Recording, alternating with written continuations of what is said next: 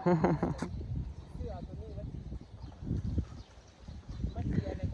วัสดีเด้อพี่น้องวันนี้มาเล่นน้ำซองเถาพี่น้องวันนี้มาเล่นน้ำซองเถาเพราะว่านั่งไปเห็ดกินซอยเขาอยู่ที่เห็ดทางพี่น้องไปร่วมน้ำเขาเนาะพี่น้องเพราะว่าป่านนี้เพิ่นเมื่อยพี่น้องนางก็เลยไปแทนบูหัวานางสิไปเบิดมือหรือว่าอีหยังพี่น้องก็เลยมาเล่นน้ำซองเถาออกกันว่าสิมากินป่าพี่น้อง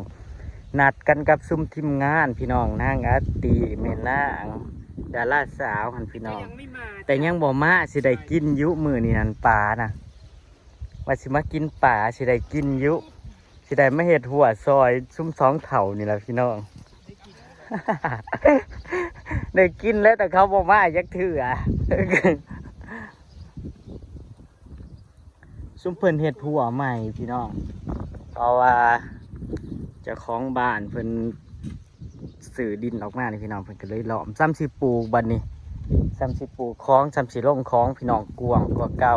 แล้วก็ได้ห่มต้นมะขามน้ำ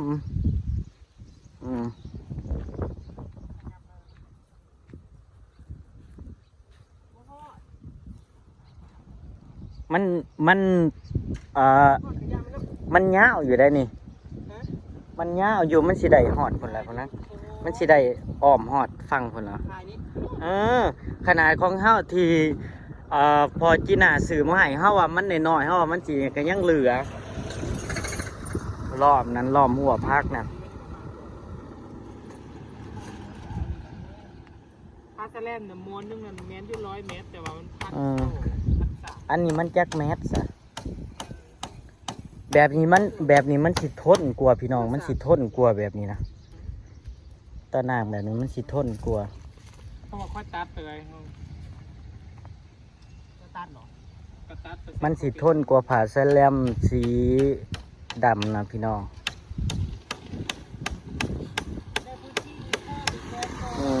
ได้พื้นที่เพิ่มเลยพี่น้อง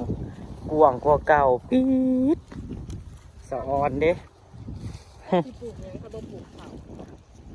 สีลงเอียงวันนี้ซุ้มจัดสีลงเอียงปีนี่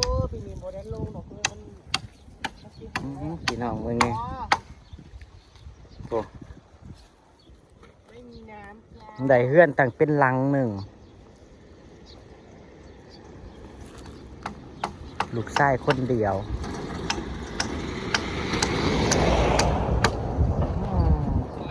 แก้วเบิ่งเด้เบิ่งขี้ฝุ่นจากที่เก้าเข้าไปอีกเพราะว่ามีห้อยเก้ามาเลยเอ้าคืองับเขามันโมแมนดินนี่นั่นบ่คือความหมายว่าเพิ่นว่าอยากให้ทางมันกว้างอ๋ออยากให้ทางมันกว้างคือแนวใดมันก็อยู่หน้าเฮือนเฮาคือเก่าเด้เพิ่นว่ามันบอกไปใช้ดอกมันยับเข่าให้ทางมันกว้าง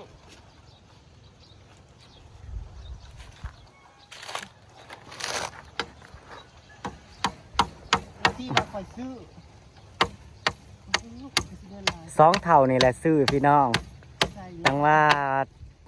เขาว่าได้อึดเงินอึดครับนี่ก็มีโครงการสิจ้อน้ำอีกได้ยินว่าพี่น้องนี่แหละพี่น้องเนาะร่างวันของคนขยันบ้านนี่ก็เฮ้ยเสียทางบ้านวะบ้านที่บ้านข้าแล้วมาวันมาจะกินโอกาสมาจะไม่ชื่อดิ่งร้ายมองคุณนะชื่อดิ่งร้ายมองนะซ่าเขาง่ายเป็นของข่อยพวกนี้ก็ชื่อปนันดอกความหมายเลยที่คนว่าข่อยแต่ไม่ชื่อนี่สะออนได้แต่สะออนหมู่อะไรพี่น้องหมู่หาเงินนั่นเข้าหาเงินนั่นใดนู่นใดนี่พี่น้องซุ่มเฮาอันใดแต่งแต่กินตัวกระไดหมูนี่ดิชื่อว่าอะไรหมูเป็นราคาอันนะหมูเป็นราคาอันนั้นเอาบัตรนี้บ่ใส่ขั้นข้างล่างบ่มันหลอดได้นี่มันหลอดได้เลยไปซื้อมาอีกมวนหนึ่งพอดี อดพกขาแล้วก็ทางนั้นก็ใส่ผ้าสะเล็บมา เงาวได้เนาะที่ชุมเฮาซื้อมาหล่อมหัวแมันบ่ 2 เมตร 2 เมตรคือเมตร80อันนี้มันเมตร50ตอกลากได้แต่ว่ามันหมด ทั้งงัว จับไปก็ ทั้งงัวทั้งหมูทั้งหมานั่น งัวเนี่ยเฮ้ยที่นึง ได้ทั้งหมองหากบพี่น้อง เฮ้ยเองว่า ฮะ มองภูเขา สิลงเขาวะอันนี้ดีได้ถ้าแม่นว่าลงเขานี่ปิดได้บักร้ายมันได้นี่ให้บักใหญ่มันเลยนี่ลงเขาทั้งฟังนี่แล้วก็ฟังพุ่น ไม่ต้องป้านตรงนั้น เอารถไทยมาไทยโหลดมันก็เสมอกันแหละ ไอ้เงี้ยมัน เอารถไทยมาอีนั่นโหลดปิดโครงการซุมเพิ่นพี่น้องปีสิมาซัมเพิ่นสิเอาเข่าบัดนี้พุ่นได้บรรยากาศอีกได้วิวอีก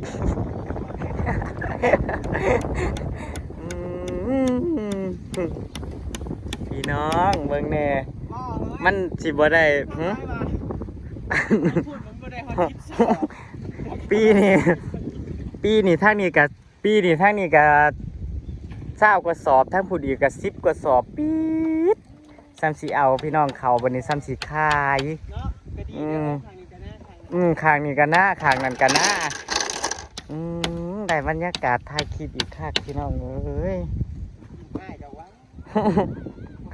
เพื่อนก็อยู่ทางกลาง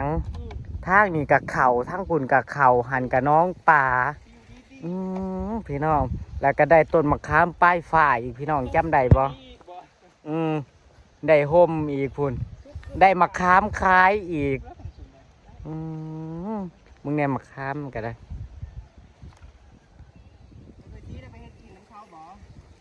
นั่งโอ้โหนั่งสิไปเบิดมือน่ะสิบ่ได้ไปเบิดมือมั้งน่ะสิไปแต่เคิงน่ะสิไปแต่เที่ยงน่ะนั่งน่ะก็สิมาละมั้งหรือว่าจังได๋เนี่ย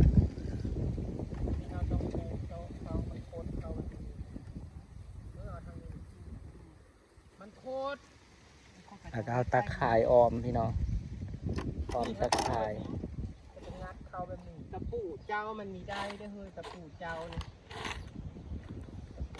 จะต้องใส่ตะปูเนี่ยอันอหย่างวะก็เอิ้นน่ะสิได้อยู่ทางนี้ทางนั้นบ่ได้นี่หาหนวดลงมาเด้ออันนี้บ่ อยู่ต้นมะขามนี่ได้ตูบมาลงเนาะคือสิคักขนาด ตังเอาตูบ นี่พี่น้องได้ตูบมาลงเนาะพี่น้องเนาะเพอมันเป็นหง ซื้อตูบเองเนี่ยจักบาท ถือรางวัลที่1ไหมถือรางวัลที่1ไหมคนเจ้าของยังบ่ได้นี่นั่นนะถ้าได้ตูบมานั่งนี่คักได้เสียดายเนาะถ้าแม่นว่าสิเอาของเป็ดมาใส่หม่องนี่ เสียดายเสียดายบ่ดีอืดบอลอยู่ บ่สมมุติว่าได้ตูบเอาสมมุติว่าซุ่มเจ้านั่นย่ามเฮ็ดหน้าซุ่มเจ้าสิเฮ็ดเขาอยู่ในหม่องซุ่มเจ้าสิเอาเขาลงในหม่องนี่ได้บรรยากาศเลยเนาะพี่น้องเนาะ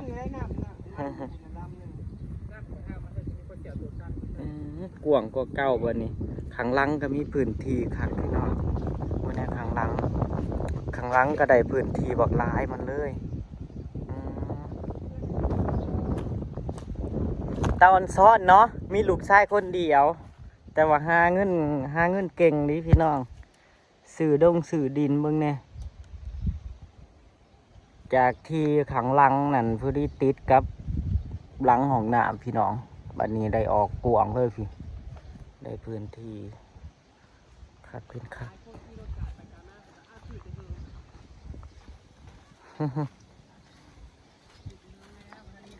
คนขี่รถกันไปไกลมากเขาก็คิดว่า2 เถ่าพี่น้อง2 เถ่าซื้อดิน2 เถ่านี่ขายพักขายเป็ดขายไก่จนได้ดินบางแน่เป็นตอน5-6 หมื่นจะแม่นเก่งไผ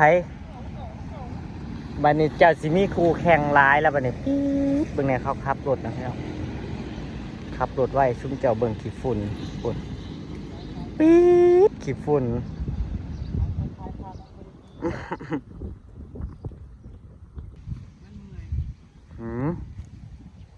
เมื่อยแต่มันก็ กระด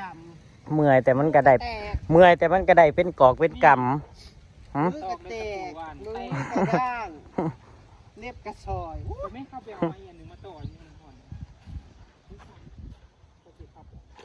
เจ้าผู้น้อยอย่างนี้แหละเพราะอยากให้มันถึงนี่แล้วเอาไม้ไปต่อในอันนั้น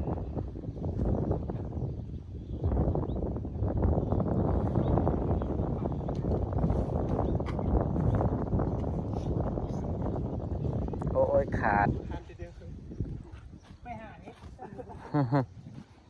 หาตุยตามหาที่ตุยกับอาร์ตี้ ประกาศตามหาติดตุยกับอาร์ตี้นั่งยังอยู่ทรงอยู่สวนอยู่พี่น้องบ่ได้กินง่ายดอกป่านะ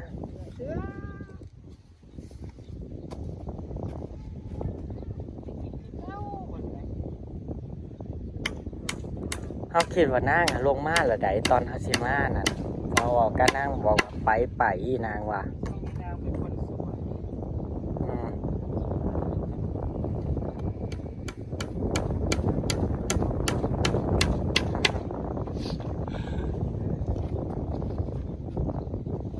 เนาะ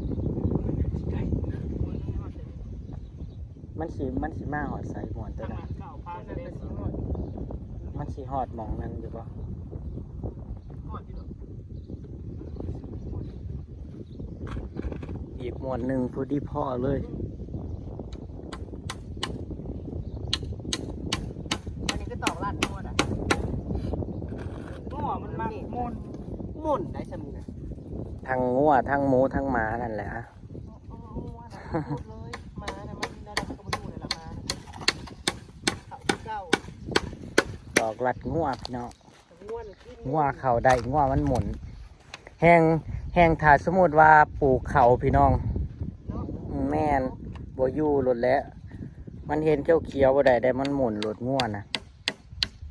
ขนาดซ้ำได้ซ้ำหนึ่งนี่มันยังโดด เจ้าผาเสลียมคือเก่าบ่ บอกเขาว่าใส่ผ่าแบบนี้ดีกว่านี่ มันยั่วง่วเท่าไหร่นี่นะ โอ้ย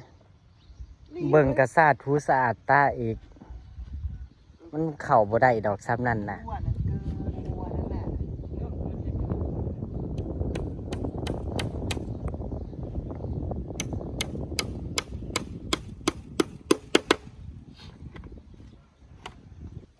เหลือแต่ล้อมตะข่ายบัดนี้พี่น้อง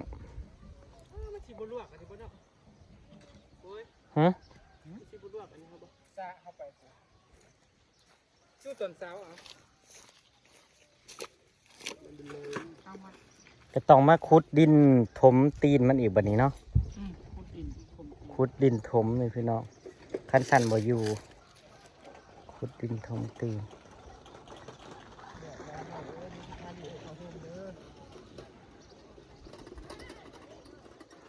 บัดออกมาอยู่นอกเพราะว่าห้อนว่าสันเนาะ อยู่ใน บัดเข้าไปอยู่ในห่มนะพี่น้องหนาว จังหวะนั่นแหละ ร่มแห้งนั่นมันทนอยู่ จะไปเกาะน้ำมันไม่ได้เดี๋ยวจะปูเลย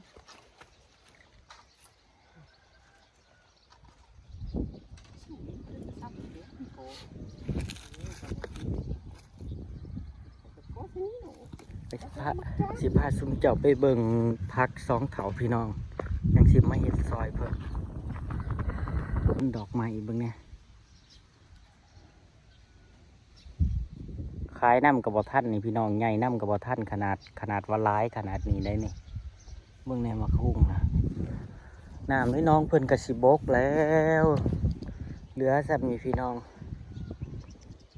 เพิ่นส่วนมากินหลายเถื่อแล้วพี่น้องเพิ่นส่วนมากินแต่เฮิงละปลานะเพราะว่าน้ำมันสิบกปลาแล้วเพิ่นเอาพี่น้องแต่ก็ยังบ่มีเวลากันมาจากเถื่อปี๊ดเบิ่งเนี่ยมันขึ้น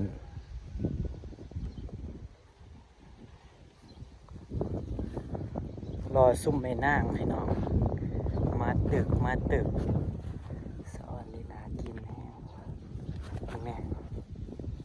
จะมาหุงพันหยังพี่น้องหน่วยโคตรใหญ่เลยไปเบิ่งผักสองเพิ่นก่อนพี่น้องไป เบิ่งพักสองเถาก่อนไปเบิ่งกะหล่ำเพิ่นกะหล่ำซุ่มข่อยกะลังยังเป็นเบี้ยอยู่อี๊ดพี่น้องเอ้ยมันห่อหัวมึงแน่ใหญ่แท้ใหญ่ว่าใหญ่แห้ง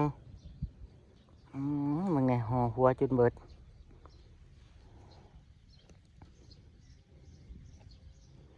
ของซุ่มข่อยบัวสิเป็นจังไดพี่น้องล้อมันติดกว่านี้อีกและกาสีจังสีเอาน้ำขี้หมูโคตรพี่น้องโคตรตอนนี้ยันมันตายนะพี่น้องมึงเนี่ยหัวละหาโล10 โลผุนได้นี่มึงเนี่ยสะอ่อนเด้งามคักพี่น้องงามแห้งยังเชื่อว่าหัวใหญ่แท้หัวใหญ่แห้งตัวนี้กำลังห่อพี่น้องตัวนี้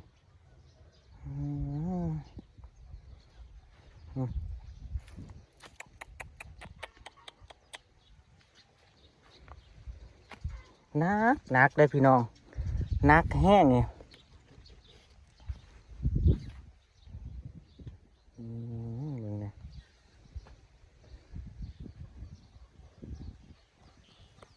ขายนี่แหละพี่น้องที่ข่อยเอาไปน้ำเพื่อน4 ต้นนะข่อยเสียดายแห้งอีหลีถ้าแม่นว่าข่อยบ่เอาปุ๋ยใส่พี่น้องความอยากให้มันงามพี่น้องอันที่จริงนะมันงามอยู่แล้วพี่น้องมันกำลังเขียวขึ้นซ้ำนี่แหละเขียวแบบทุ่มขึ้นข่อยคิดปี๊ดข่อยบ่ฮู้ว่ามันสิติดไว้ก็ว่าก็เลยเอาปุ๋ยไปใส่พี่น้องเอาปุ๋ยเล็งไปใส่ข่อยก็บ่ฮู้เนาะว่าใส่จังไดใส่ประมาณใดข่อยก็กำใส่เงาโลดพี่น้องข่อยก็ใส่บักลายมันเลยเนาะข่อยก็บ่ฮู้เนาะความอยากให้มันงามอยากให้มันสัตว์กว่านี้นะพี่น้องสรุปตายยังคิดเสียดายอยู่ถ้าแม่นว่าบ่ตายก็ออกดอกแล้วพี่น้องซ้ำนี่แหละมึงเนี่ยความเขาปลูกได้นะนี่แหละเนาะพี่น้องมันอยู่ที่คนปลูกอยู่ที่คนรักษาบางคนกับปลูกแตงกับโบเป็นอย่างสิปลูกถั่วกับโบเป็นพี่น้องคือเบาเอื้อในเพิ่นมือเย็นนี่ผักแสบของข่อยกับน้านหนึ่งนี่แหละพี่น้องน้านหนึ่งนะความแบบว่าอยากให้มันงามสำไรกันยังบอกพ่อแล้วพี่น้องเอาปุ๋ยไปใส่กับต้ายซ้ำนี่แหละพักอันนี้แหละพี่น้องมันกำลังห่อหัวกำลังเป็นดอกกุหลาบงามแห้งกำลังกินเลยนี่ส่วนประกาศซ่อมเพิ่นนี่มุดเลยพี่น้องมีแต่เพิ่นบงใหม่1 2 3 4หานานของพี่น้องเพิ่นบงใหม่กระเทียมอันนี้ก็คือกระเทียมกับหอมบัวส่วนนั้นสิเป็นมันถั่วเพิ่น